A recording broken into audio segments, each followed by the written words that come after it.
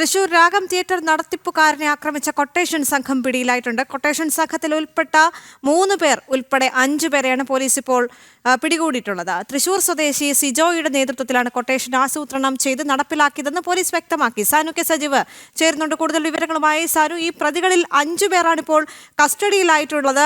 ഇതുമായി ബന്ധപ്പെട്ടുള്ള കൂടുതൽ വിവരങ്ങൾ എന്തൊക്കെയാണ്?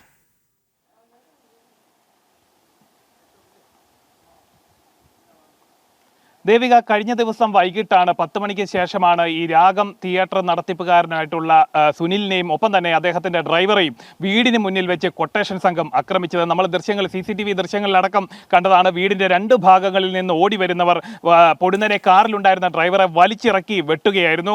അതിനുശേഷം ഈ രാഗം, അതായത് തിയേറ്റർ നടത്തിപ്പുകാരനായിട്ടുള്ള സുനിലിനെയും ആക്രമിച്ചു. ഇവർ ജീവനും കൊണ്ട് വീടിനുള്ളിലേക്ക് ഓടിക്കേറിയാണ് രക്ഷപ്പെട്ടത്. ഈ സംഭവവുമായി ബന്ധപ്പെട്ടുകൊണ്ട് 5 പേരുടെ അറസ്റ്റാണ് ഇപ്പോൾ, ക്ഷമിക്കണം, 5 പേരെയാണ് പോലീസ് കസ്റ്റഡിയിൽ എടുത്തിട്ടുള്ളത്. 3 പേർ ഉൾപ്പെടെ 5 പേർ ഇപ്പോൾ നിലവിൽ പോലീസിന്റെ കസ്റ്റഡിയിലാണ്. ഇവരെ ഉന്നത ഉദ്യോഗസ്ഥർ അടക്കം ചോദ്യം ചെയ്യുന്നുണ്ട്. കഴിഞ്ഞ ദിവസം ഈ കേസുമായി ബന്ധപ്പെട്ട് സംശയങ്ങളെ തുടർന്ന് ഏതാനും ചിലരെയൊക്കെ പോലീസ് കസ്റ്റഡിയിലെടുത്ത് ചോദ്യം ചെയ്തിരുന്നു. എന്നാൽ കൂടുതൽ വിവരങ്ങളൊന്നും അന്ന് പോലീസ് കൈമാറിയിരുന്നില്ല. എന്തായാലും ഈ സിജോയുടെ നേതൃത്വത്തിലുള്ള, തൃശൂർ സ്വദേശിയായിട്ടുള്ള സിജോയുടെ നേതൃത്വത്തിലുള്ള കൊട്ടേഷൻ സംഘമാണ് ഇത് ആസൂത്രണം ചെയ്തതെന്നാണ് പോലീസിൽ നിന്നും നമുക്ക് ലഭിക്കുന്ന വിവരം.